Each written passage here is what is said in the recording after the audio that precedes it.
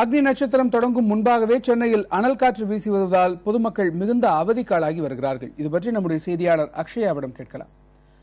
அக்ஷயா, வழக்கத்திற்கு மாறாக முன்கூட்டியே வெப்பம் தகிக்க ஆரம்பித்திருக்கிறது. இதற்கு வானிலை ஆய்வாளர்கள் என்ன சொல்கிறார்கள், என்ன காரணம் சொல்கிறார்கள்?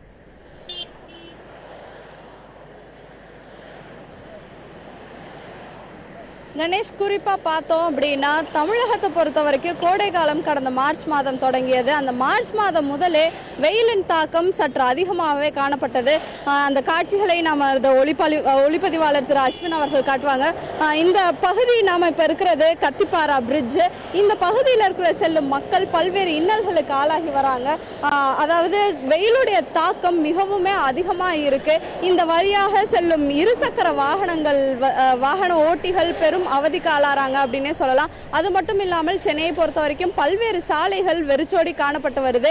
எதனால அப்படின்னா குறிப்பா 11 மணியில இருந்து ஒரு 3 மணி வரைக்கும் வெயிலுடைய தாக்கம் அதிகமா இருக்கு அப்படின்னே சொல்லலாம். காற்றில் ஈரப்பதம் குறைந்ததே இந்த வெப்ப அளவிற்கு காரணம் அப்படிங்கிறது வானிலை ஆய்வு மைய அதிகாரிகள் தெரிவிக்கிறாங்க. அது மட்டும் இல்லாமல் அவர்கள் ஏற்கனவே ஒரு எச்சரிக்கையும் விடுத்திருந்தாங்க. சனி ஞாயிற்றுக்கிழமைகளில் வெப்பத்தின் அளவு அதிகமாக இருக்கும். ஒரு குறிப்பிட்ட இடத்தில் பதிவாகும் வெப்ப அளவை விட 5 டிகிரி செல்சியஸ் வெப்பம் அதிகமாக பதிவானால் அந்த இடத்திற்கு வெப்ப அலை எச்சரிக்கை விடப்படும். அந்த வகையில் சென்னை மாவட்டத்திற்கு வெப்ப அலை எச்சரிக்கை விடப்பட்டது. ஆனாலும் இங்கு வருவதற்கான வாய்ப்புகள் குறைவு அப்படின்னே சொன்னாங்க. அது மட்டும் இல்லாமல் பள்ளிகளுக்கு கோடை விடுமுறையும் அறிவிக்கப்பட்டுள்ளது. ஆனால் இது போன்ற வெப்ப அளவு ஆந்திரா, தெலங்கானா ஆகிய மாநிலங்களில் வழக்கம் என்றாலும் தமிழகத்தை பொறுத்த வரைக்கும் இந்த வெப்பத்தின் அளவு மக்களுக்கு புதிதாக இருக்கிறது.